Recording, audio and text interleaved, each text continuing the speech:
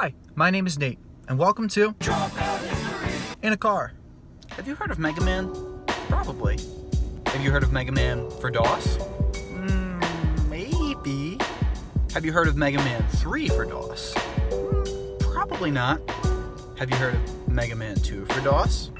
Definitely not. Mega Man was released in 1987 on the Famicom and the NES by Capcom. In 1990, a man named Steven Rosner was working at Capcom. During his free time, he started making what was essentially the first fan game. He made a Mega Man game from the ground up 100% by himself.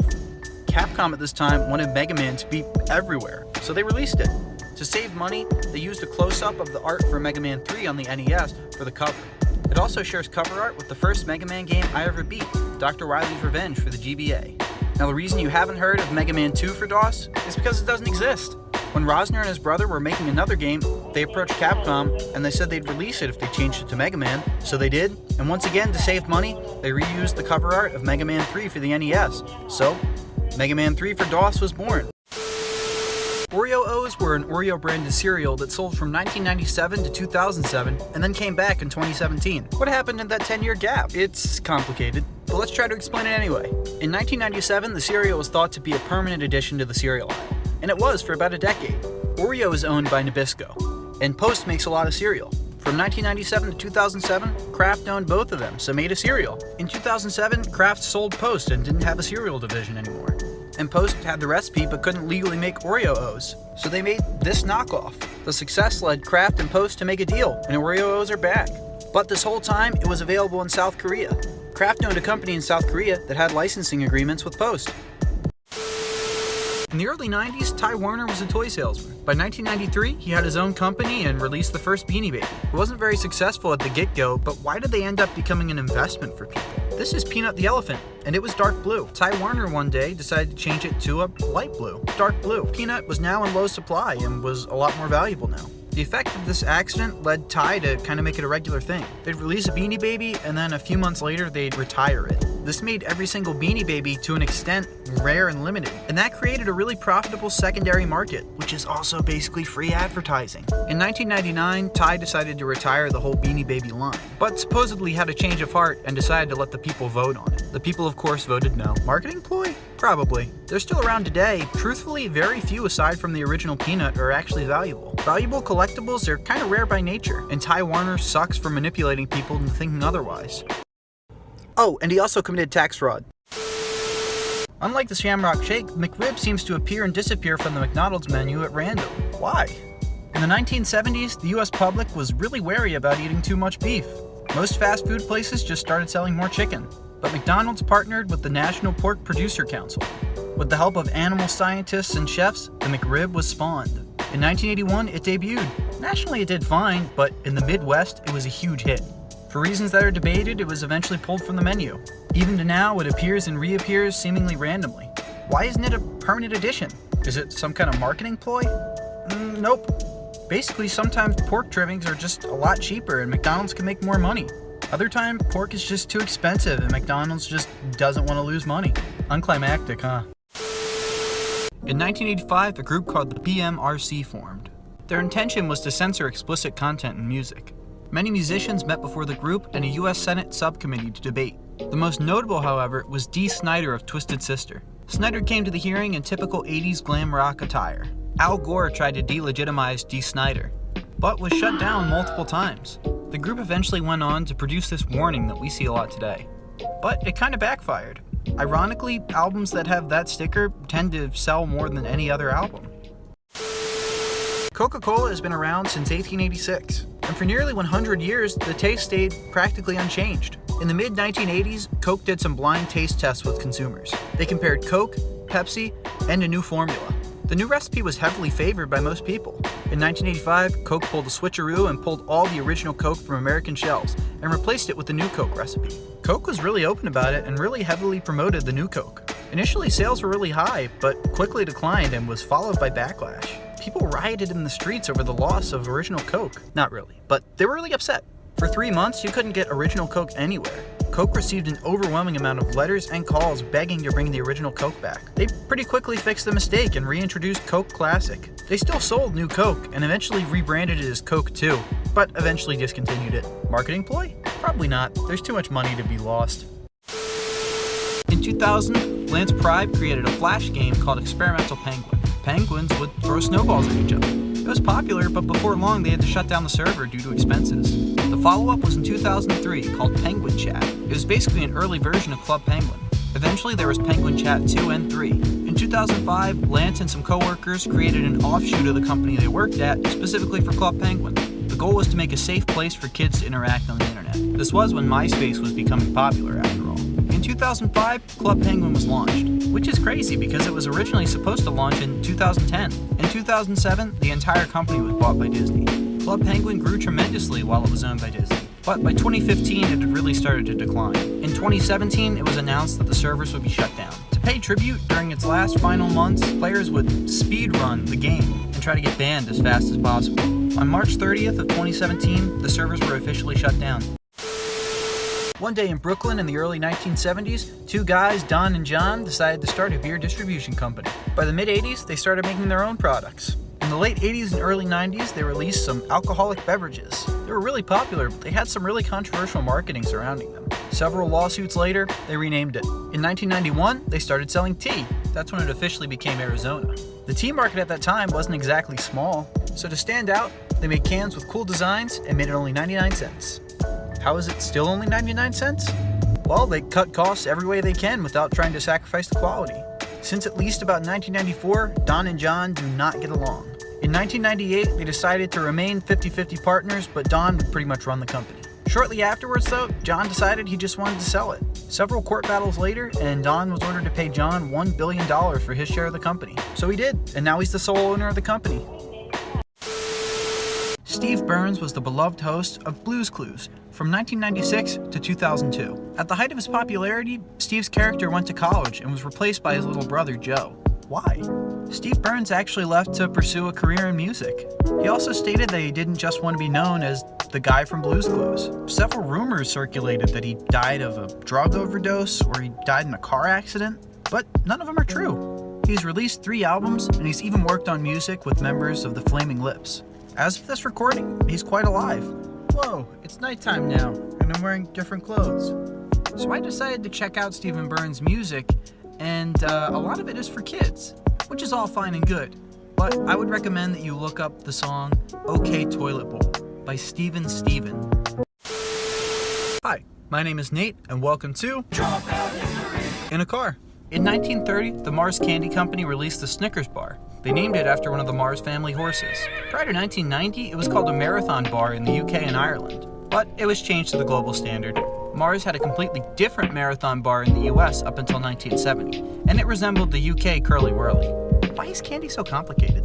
In December of 2000, Mars had recalled tens of thousands of Snickers and Mars bars.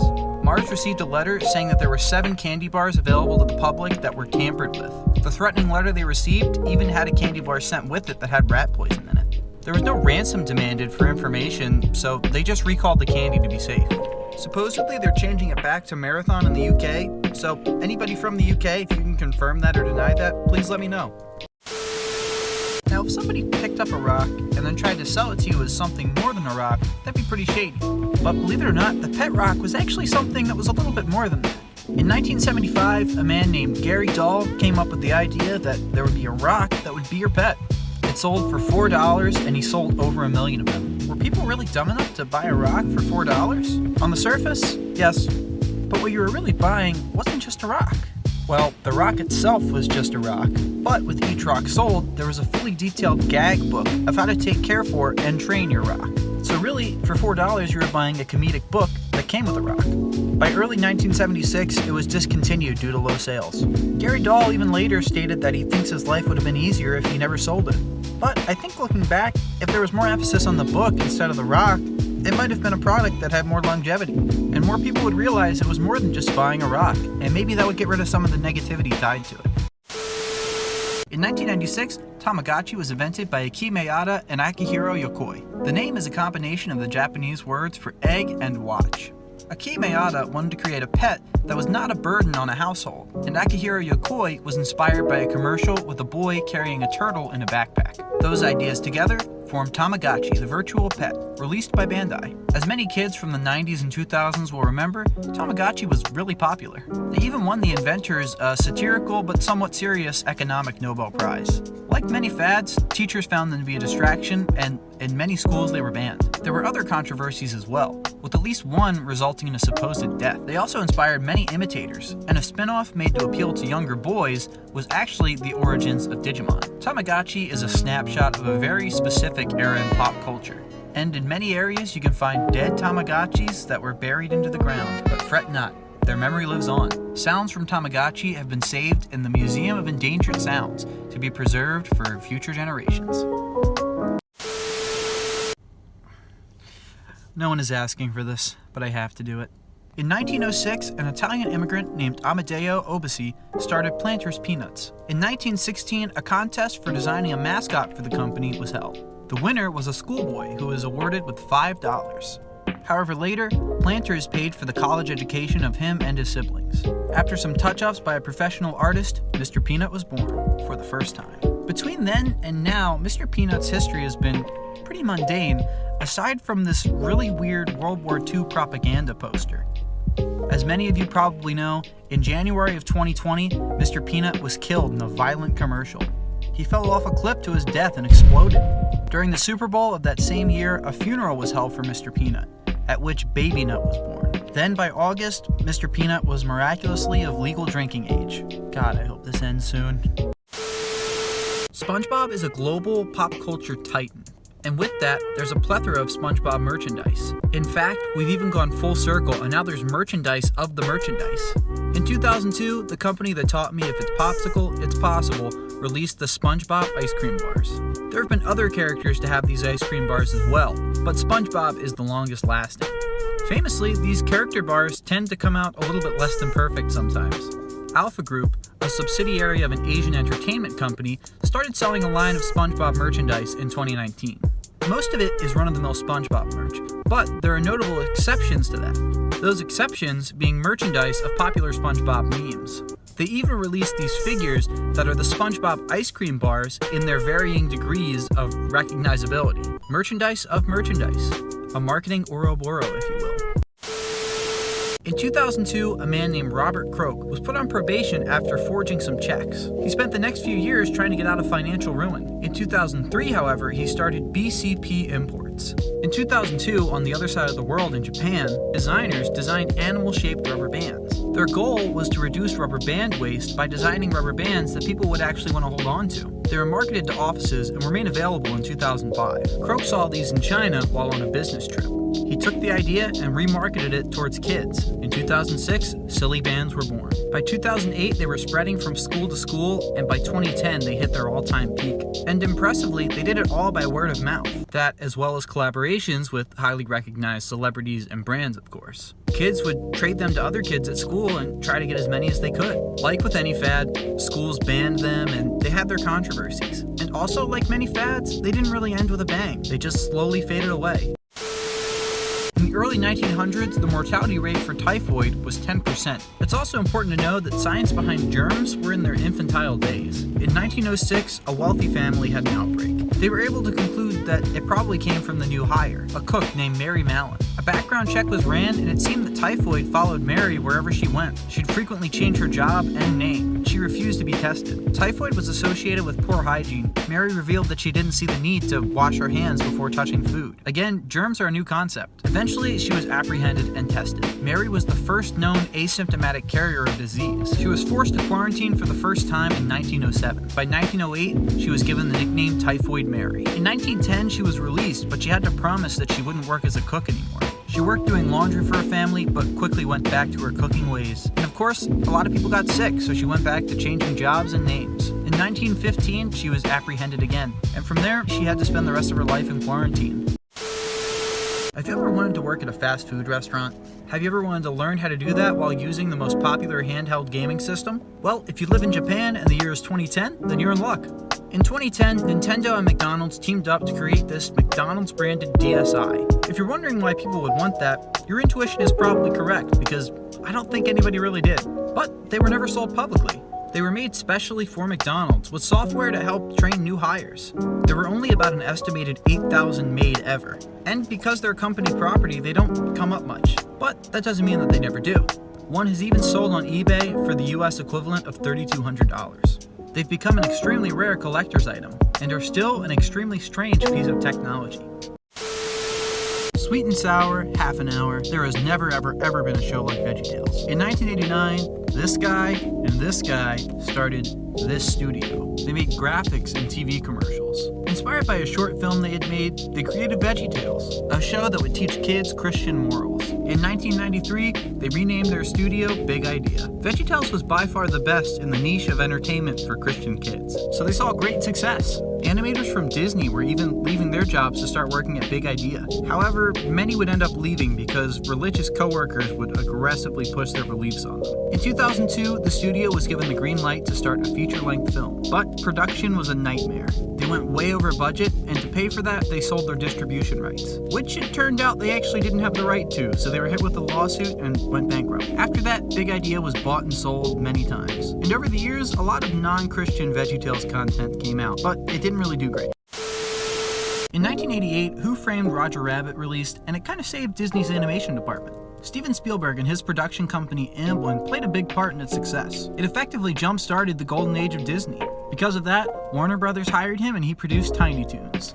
Spielberg meshed really well with animator Tom Ruegger, and the two of them formed a lasting working relationship. Following the end of Tiny Toons, they decided to work on another project together. They settled on the name Animaniacs, and it would be a variety show of sorts. The first draft of the characters, they were designed as ducks. Then a quartet of vague animals that were similar to their final design. They were refined and became 3 characters, the Warner Brothers and their Warner sister Dot. Also, if you're like me and never thought that Wacko sounded like Ringo Starr, you're right, his voice is an impression of Ringo at a slightly higher tone. It released in 1993 to great success. In 1999 it was cancelled, but the characters are fondly remembered. There were even a few spin-offs and some cameo appearances over the years. In 2020, the show was given a 2-season revival, with Steven Spielberg returning. The Macy's Thanksgiving Day Parade started in 1924. Since 1927, the giant balloons have been a cornerstone of the parade. So let's talk about balloon mishaps.